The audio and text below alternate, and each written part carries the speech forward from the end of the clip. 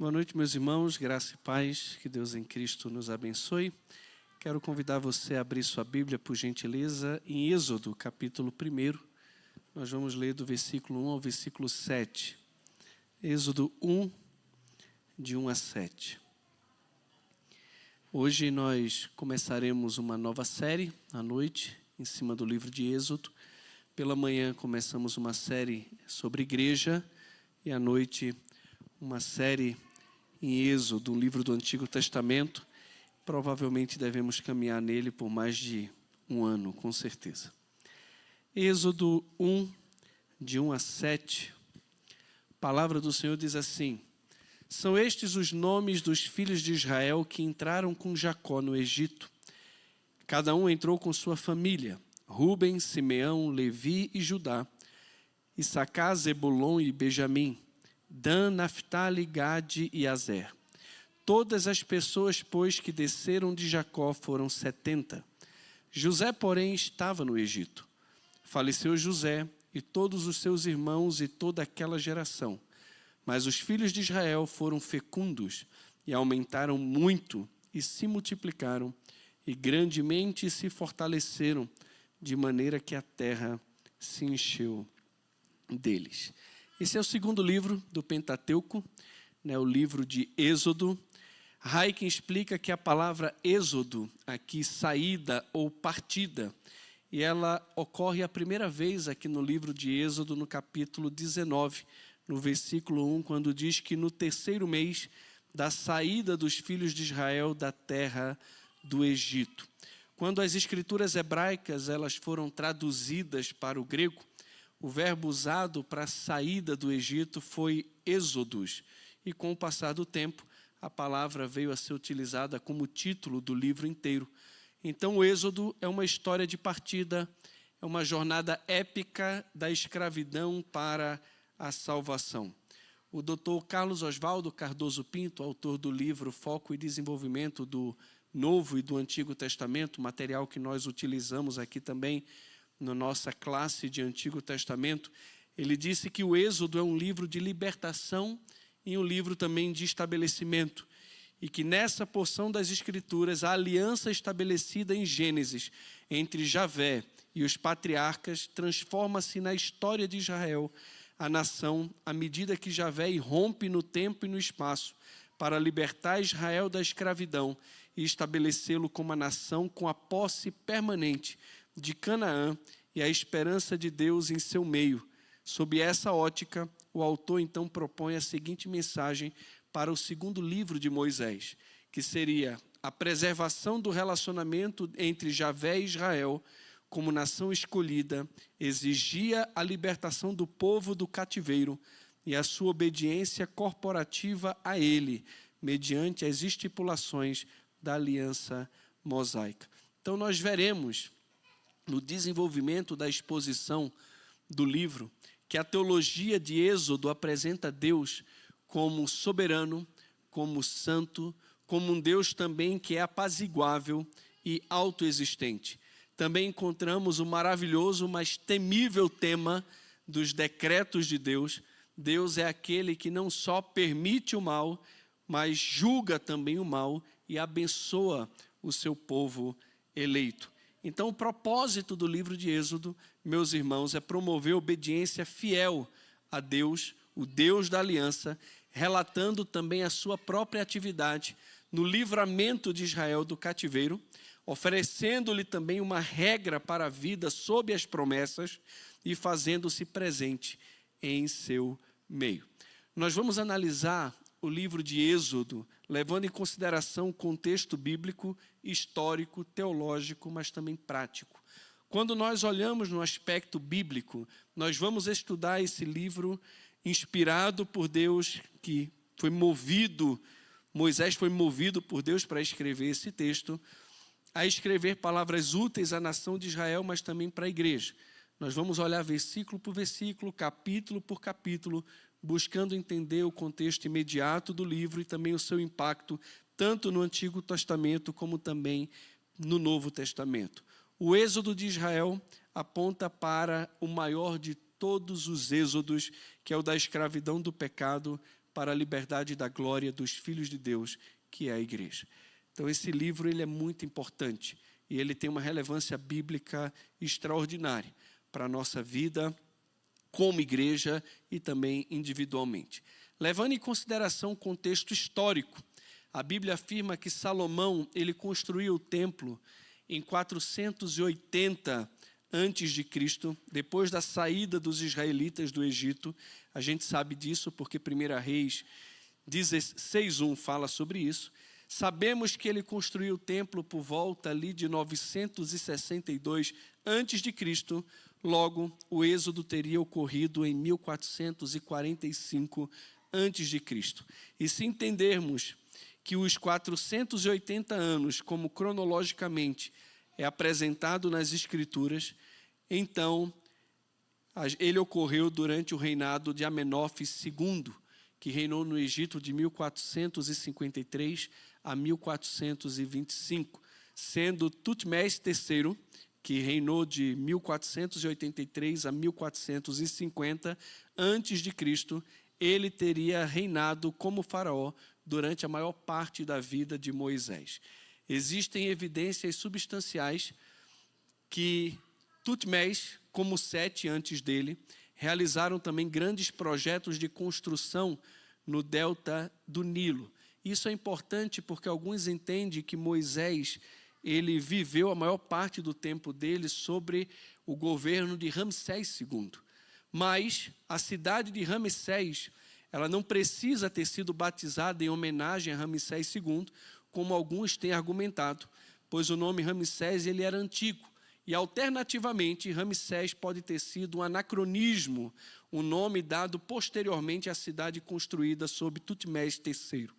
Mas o argumento mais forte a favor de um êxodo no 15º século antes de Cristo é que tanto as afirmações cronológicas de Juízes 11:26, em que Jefté afirma que 300 anos haviam se passado desde a conquista de Canaã, quanto também o relato de Atos 13:19-20, em que Paulo propõe 450 anos entre a fuga do Egito e a conquista também de Jerusalém, apontam para um êxodo em meados aí do século 15º antes de Cristo.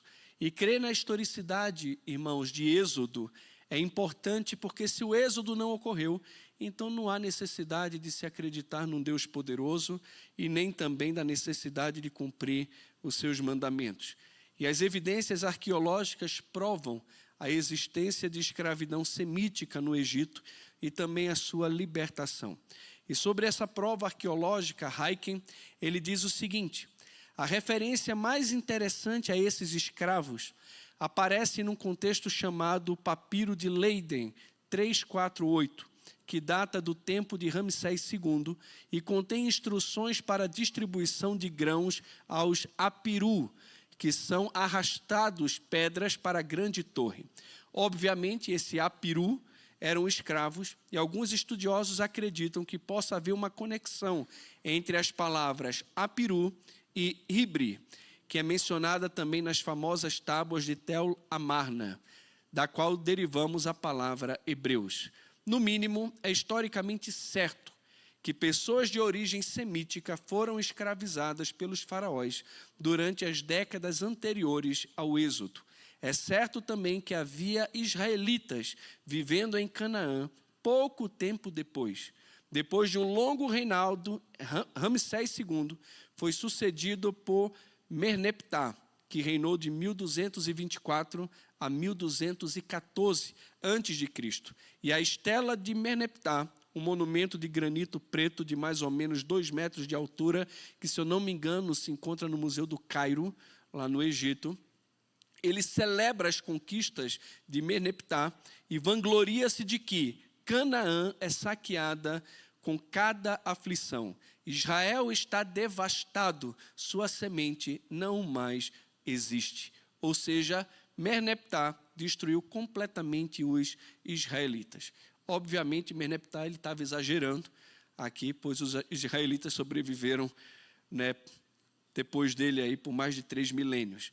No entanto, o que importa é que havia um número suficiente de israelitas em Canaã para lutar contra ele demonstrando assim que eles já haviam feito o êxodo do Egito também para a terra prometida.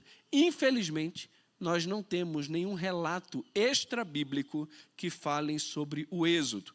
E isso era de se esperar, uma vez que os egípcios são orgulhosos demais para deixar registrado em seus papiros e monumentos as suas derrotas, e como todo um exército foi destruído por perseguirem e tentarem capturar escravos fugitivos. Entretanto, o contrário serve também como prova da historicidade do Êxodo.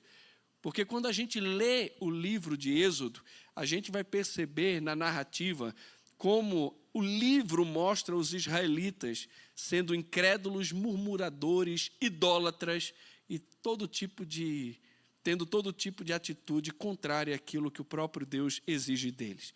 E ninguém que tivesse interesse em inventar uma mentira escancaria de forma tão palpável a degradação do seu próprio povo. A gente tem que olhar também para a teologia do livro, não só pela questão da biblicidade e também da historicidade, mas também da própria teologia. O livro de Êxodo é um livro que aponta para Deus. Ele é o grande salvador do seu povo, Israel. Ele é o Deus todo-poderoso que ouve as orações, que vê a aflição e desce a fim de livrar o seu povo eleito. Ele é o Deus que se revela como autoexistente e autossuficiente.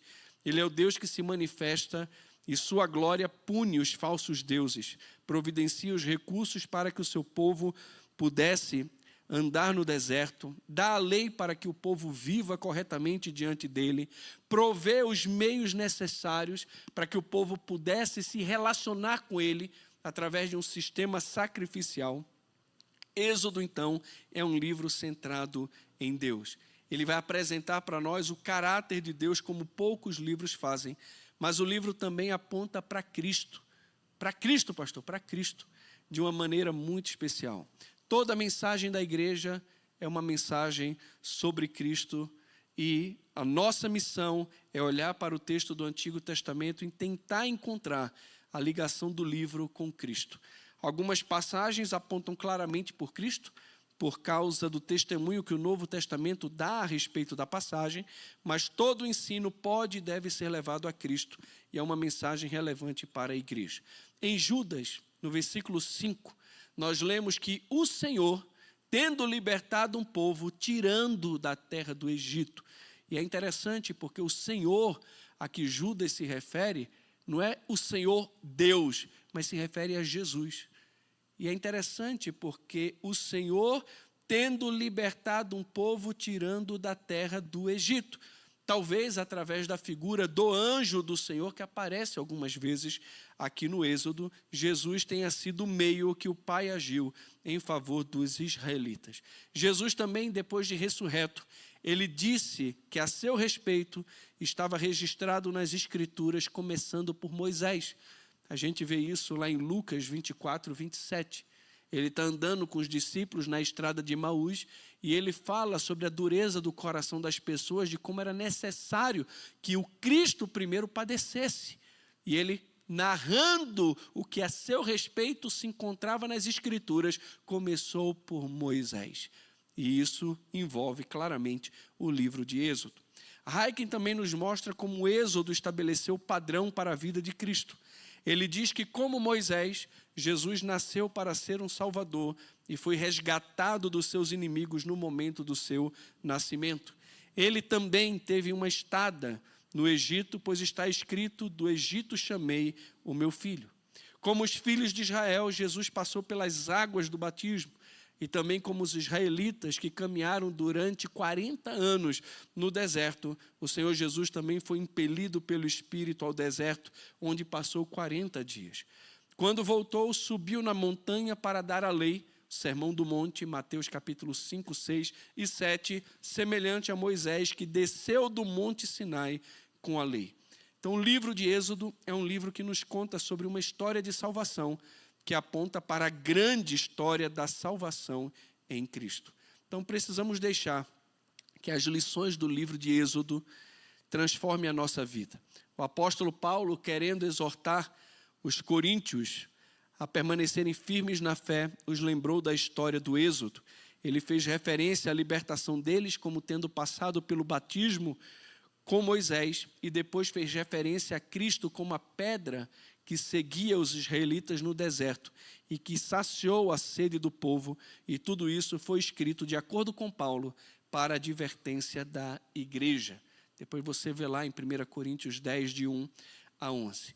Devemos então no nosso êxodo, rumando para o céu, de um Salvador presente de dia e de noite, poderoso para nos conduzir até o nosso lar, provedor das nossas necessidades físicas e espirituais, legislador que nos aponte o caminho da justiça e também disciplinador, capaz de corrigir quando erramos.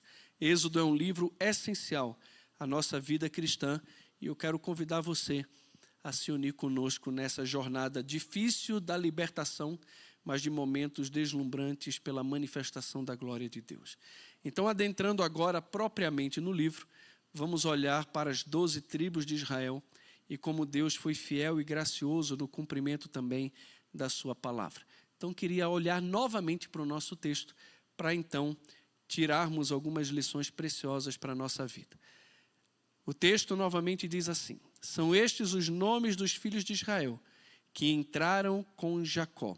Os filhos de Israel, lembra que Israel é Jacó. Jacó luta com Deus, se lembra? E Deus então muda o nome dele de Jacó para Israel, porque lutou com Deus e prevaleceu.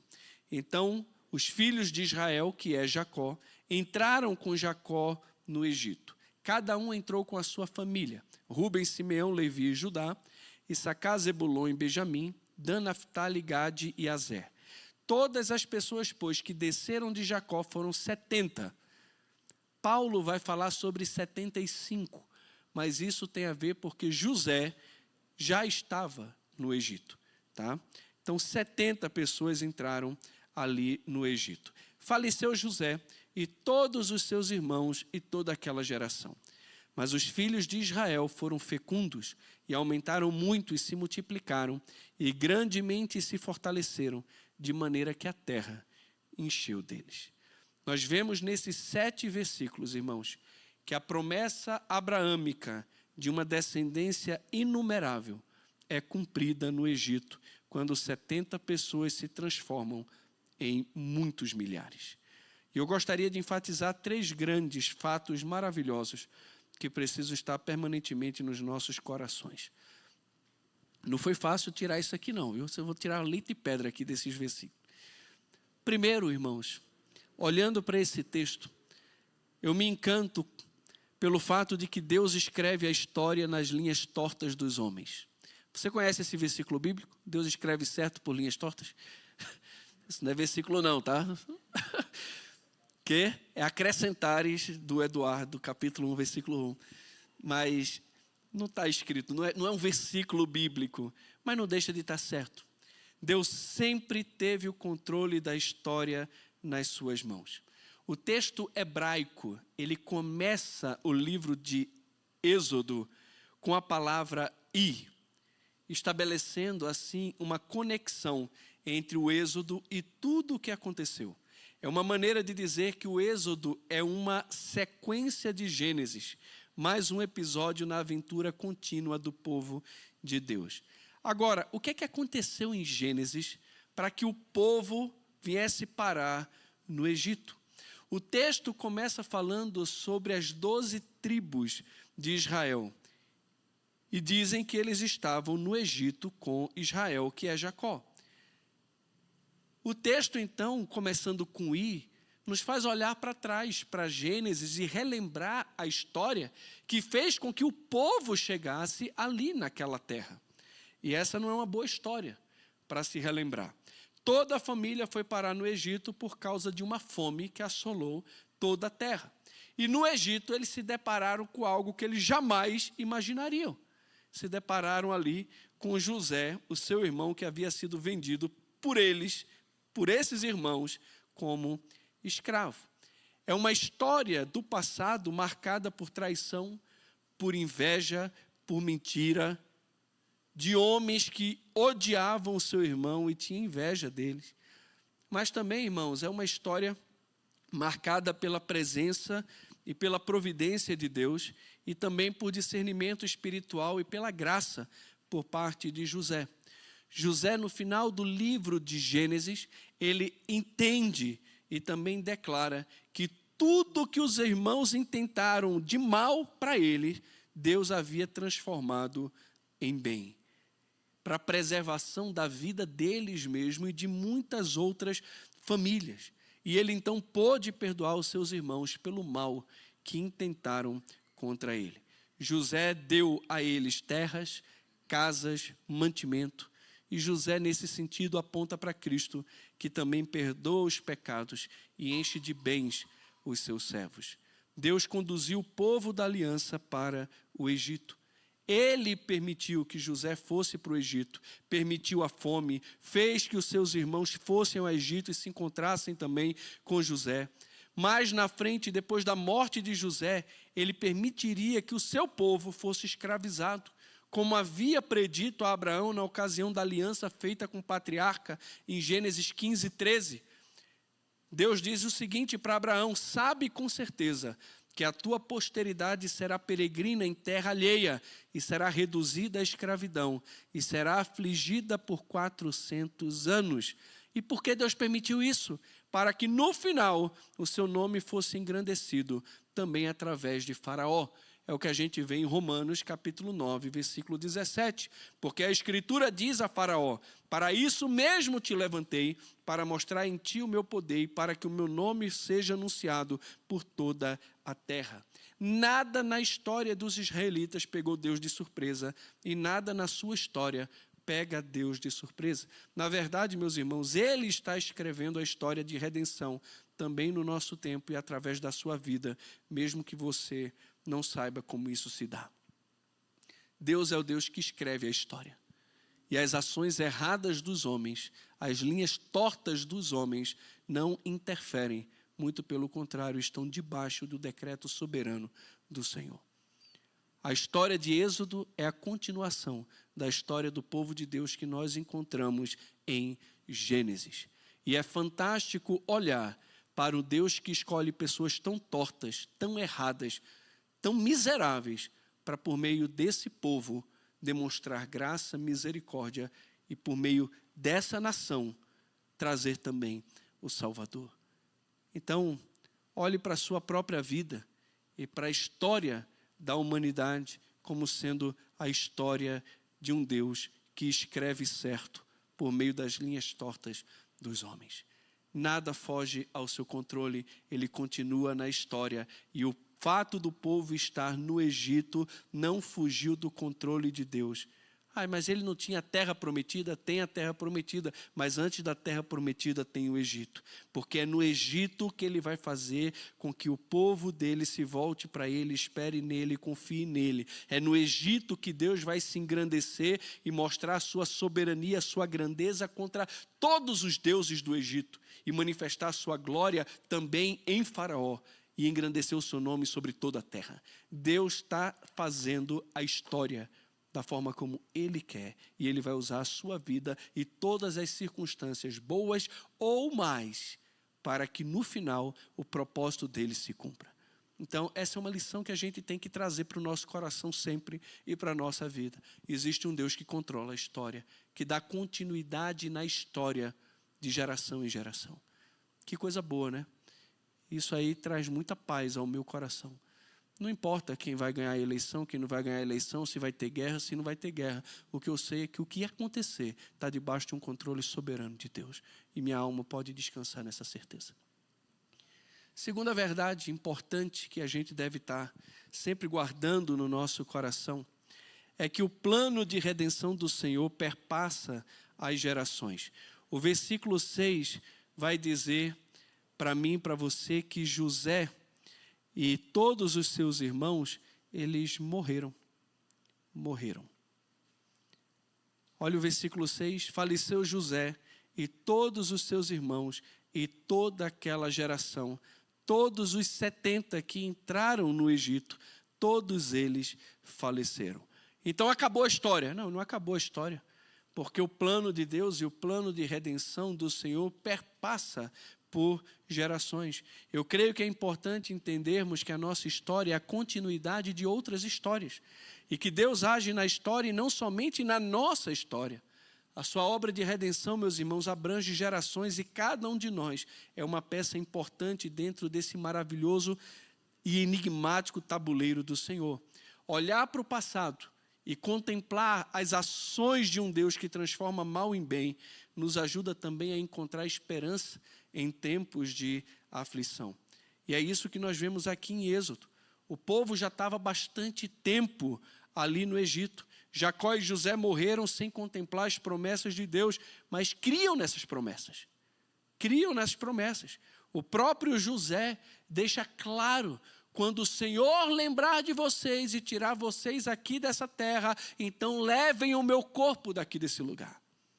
Ele sabia que Deus iria visitá-los, ele acreditava na promessa, ele morreu sem ver o cumprimento da promessa, mas acreditando na promessa, acreditando que o plano de Deus e o plano de redenção iria além da sua história e também do seu tempo. O fato de Deus não cumprir o que prometeu no nosso tempo não quer dizer que Ele não fará no seu tempo. Às vezes, irmãos, queremos que as coisas aconteçam do nosso jeito. E quando não acontece, nós questionamos a bondade e também as promessas de Deus. Esse resumo da extensão de um longo período de tempo vai do registro da morte de José em 1804 a.C., o último acontecimento registrado em Gênesis, para a mudança radical na história de Israel. Ou seja, de favor que eles tinham perante Faraó, para agora o desfavor e também a escravidão, quando somente em 1445 é que eles vão sair do Egito. É muito tempo. Estamos falando de mais de 400 anos aqui de escravidão. Até quando ficariam no Egito e não iriam entrar na terra que Deus havia prometido? Será que Deus mandaria um libertador? Quando seria isso?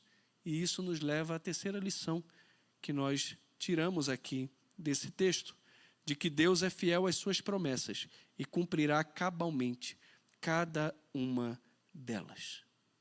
Deus é fiel às suas promessas e cumprirá cabalmente cada uma das suas promessas. É isso que a gente encontra no versículo de número 7. O versículo de número 7 vai dizer o seguinte: José morreu, Jacó morreu, toda a geração morreu. É verdade, então a esperança acabou. Não, não acabou. Por quê?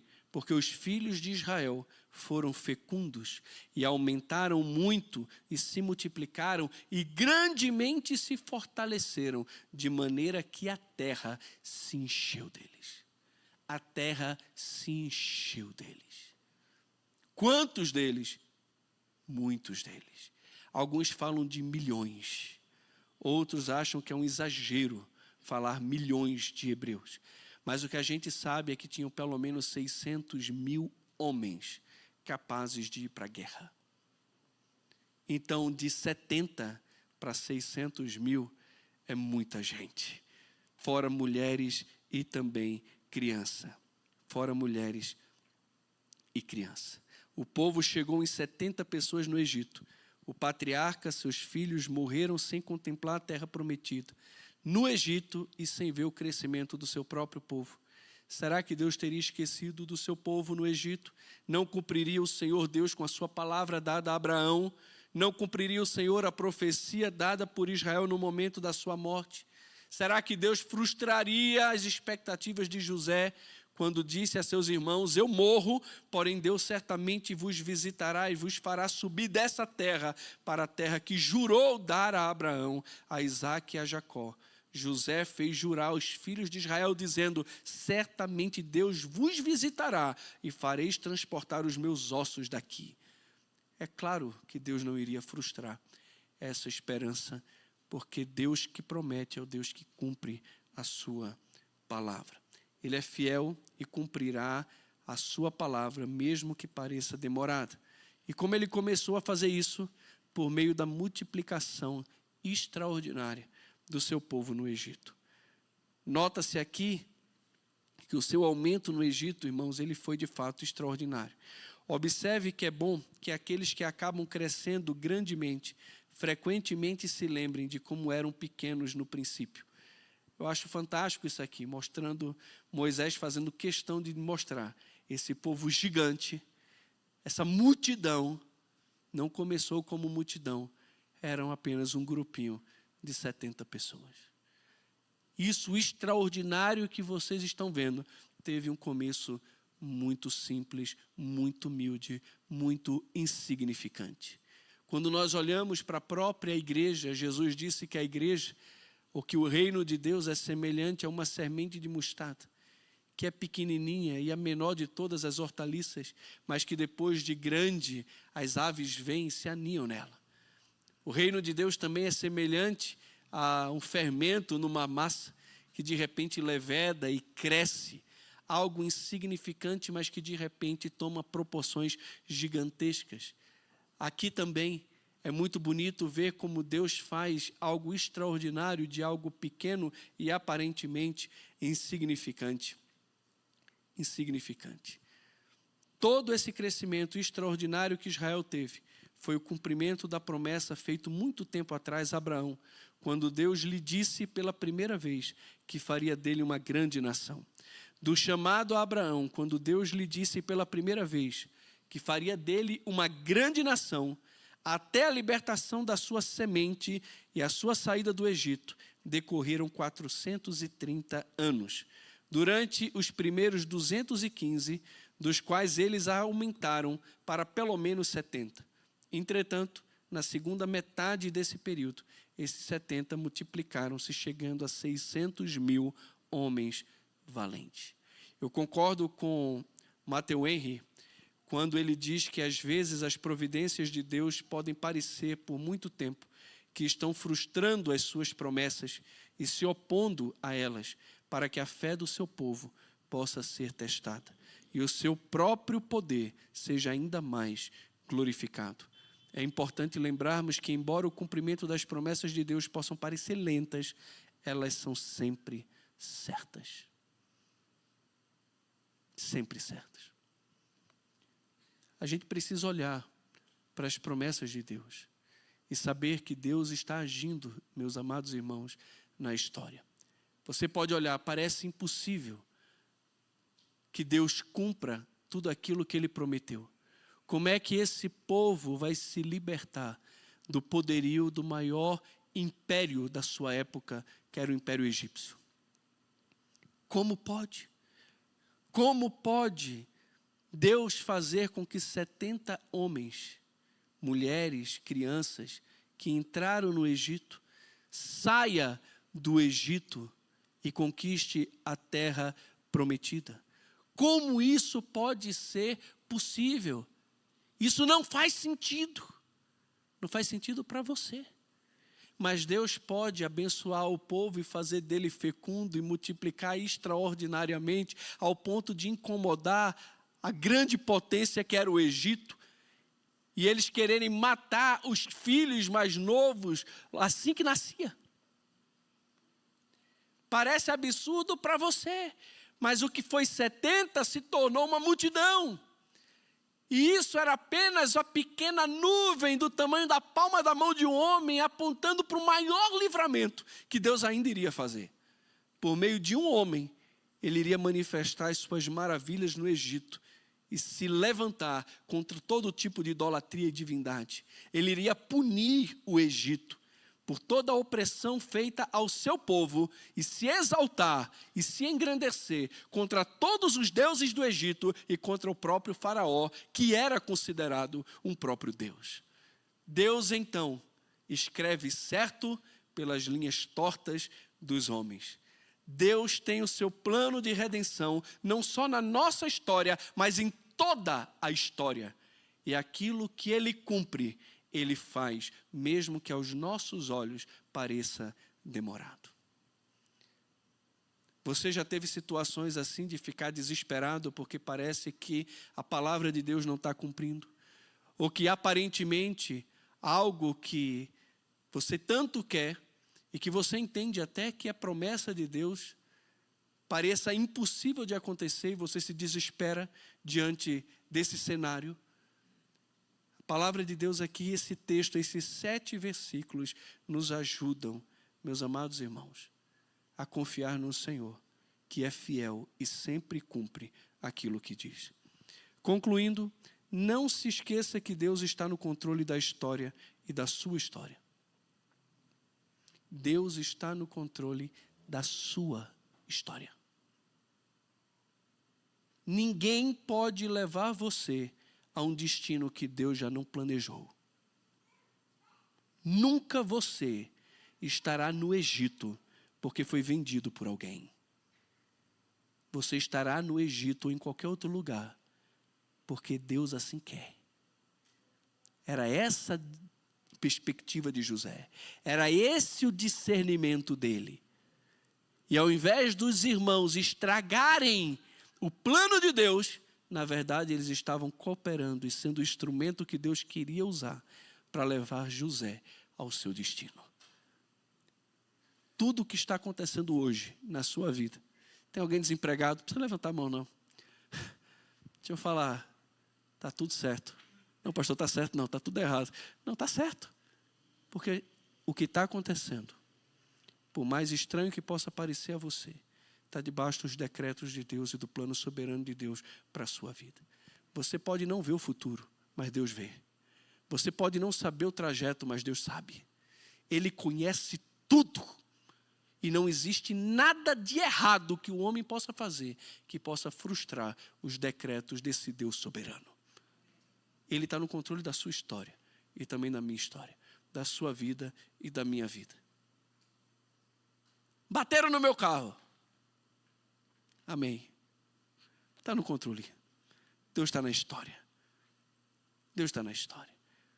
Esses dias eu vi um story, não sei de quem foi, de um médico que recebe uma ligação, cardiologista, e alguém disse, olha, um senhor se machucou aqui e alguém precisa urgente que alguém venha aqui e atenda ele. Disse, olha, não dá porque eu estou saindo agora de viagem, não sei o quê, procura outros. Não, a gente já ligou para 3 e 3 disseram que não podia, falaram a mesma coisa, que estavam de viagem. Ele disse, tá bom, estou indo aí. E quando chegou no hospital, a pessoa não falava português. Quando ele conheceu essa pessoa, descobriu que era um outro cardiologista, filho do chefe de cardiologia, não sei o que, de Harvard. O pai dele veio para cá, para o Brasil, conheceu esse médico que atendeu a pessoa, e esse médico recebeu uma bolsa para poder ir para Harvard, estudar lá, e teve sua formação lá, tudo porque atendeu aquela pessoa que tinha um problema e atrapalhou as férias dele. E aquilo que aparentemente foi um empecilho para as suas férias, na verdade foi a oportunidade que Deus usou para poder abençoar a vida daquela pessoa. A gente conhece histórias assim a rodo, de imprevistos que acontecem, aparentemente coisas tortas que acontecem na nossa vida e que se tornam oportunidades para o nosso próprio crescimento. Às vezes a gente se encontra no Egito e a gente está murmurando porque a gente queria estar onde a gente estava.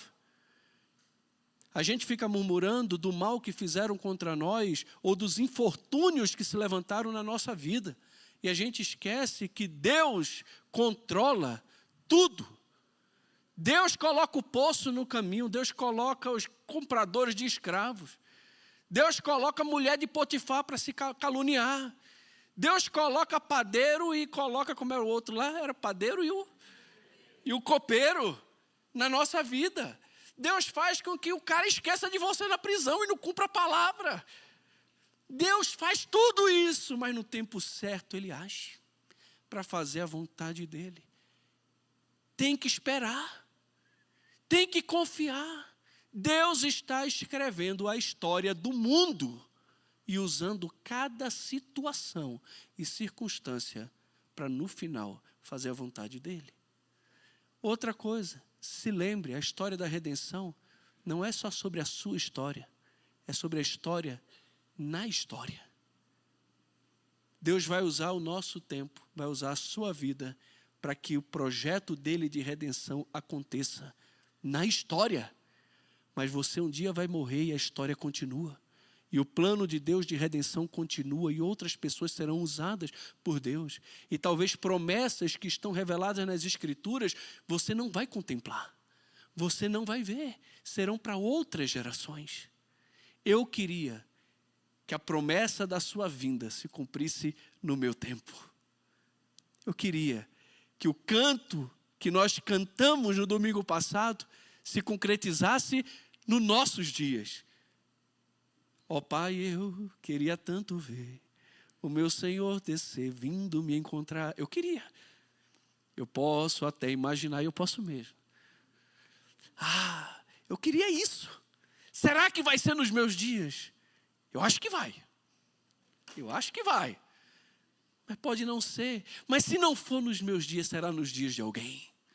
Porque o Deus da história, o Deus da redenção, Ele trabalha no seu plano de redenção e esse plano perpassa as gerações.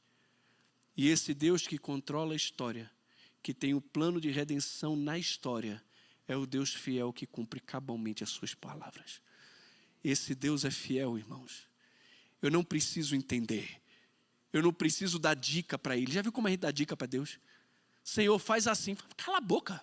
Para. Tu é burro, ignorante, estúpido, de mente pequena, e tu quer dar conselho para o eterno, para o soberano, para aquele que ninguém é capaz de prescrutar. Irmão, fica quieto. Deus, eu não sei como o Senhor vai fazer. Eu sei que eu estou com um problema. Resolve esse negócio. A gente não. Senhor, faz isso.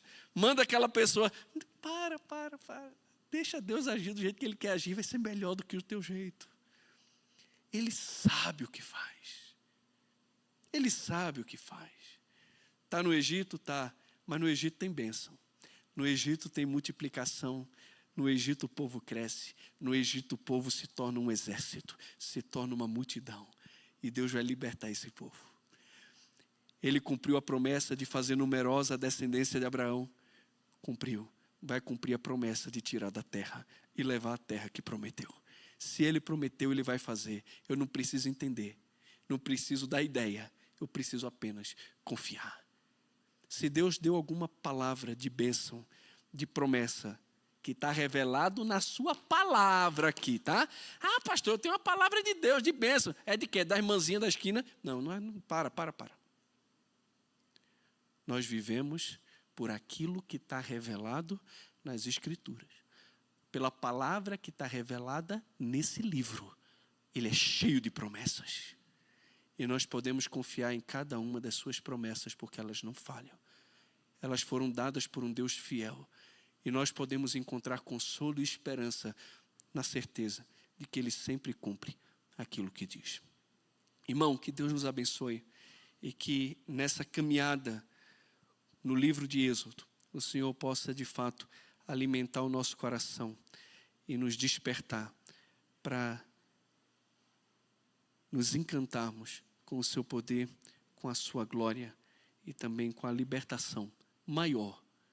Não da escravidão do Egito, mas da escravidão do pecado. Para nos encantarmos com a lei do Senhor, que é perfeita e restaura a alma. Com os milagres do Senhor que nos conduz muitas vezes nesse deserto, rumo não a Canaã, mas ao céu. Vamos aprender que nesse deserto, não só de pão viverá o homem, mas de toda palavra que sai da boca de Deus. Que durante essa peregrinação, que vai envolver a libertação do Egito, mas também a peregrinação no deserto, nós possamos sim aprender e desfrutar das maravilhas de Deus que vamos ver aqui nesse livro. Deus já está manifestando a sua fidelidade em pequenos cumprimentos das suas promessas. Então, olhe para aquilo que Deus fez, para aquilo que Deus está fazendo e tenha certeza que Ele vai continuar fazendo aquilo que Ele prometeu. Que Deus nos abençoe. Vamos orar?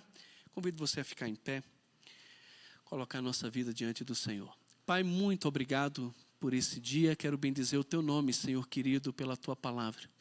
Tão bom poder nos debruçarmos sobre a Tua palavra e aprendermos mais do Senhor. Quero agradecer muito ao Senhor, porque é um privilégio para nós poder separar esse tempo e poder começar a meditar num livro tão importante para a nossa jornada e nossa peregrinação aqui também no nosso êxodo. queremos, ó Deus, e contemplamos com expectativa o nosso lar eterno. E enquanto somos peregrinos e forasteiros aqui nesse mundo, que o Senhor nos ajude nessa jornada, sempre, sempre, sempre, a entender que o Senhor é o Senhor da história. É o Senhor que escreve certo pelas linhas tortas dos homens, que o plano de redenção do Senhor vai se cumprir, e esse plano perpassa a nossa própria história, para o nosso próprio tempo. E o Senhor usou homens no passado, e eu peço que o Senhor use a nossa vida nesse tempo, para que as próximas gerações também possam ser usadas pelo Senhor nesse magnífico plano do Senhor. Também, Senhor, nos ajude a olharmos para a Tua promessa, para aquilo que o Senhor prometeu, porque isso deve encher o nosso coração de esperança no presente, de consolo, de alívio no presente, enquanto contemplamos, Senhor, a realidade maravilhosa que o Senhor tem reservado para o Teu povo, para a Tua igreja. Que o Senhor, ó Deus, enche o nosso coração de alegria e de esperança no agir do Senhor e no Teu poder. É no nome de Jesus que eu oro. Amém, Pai.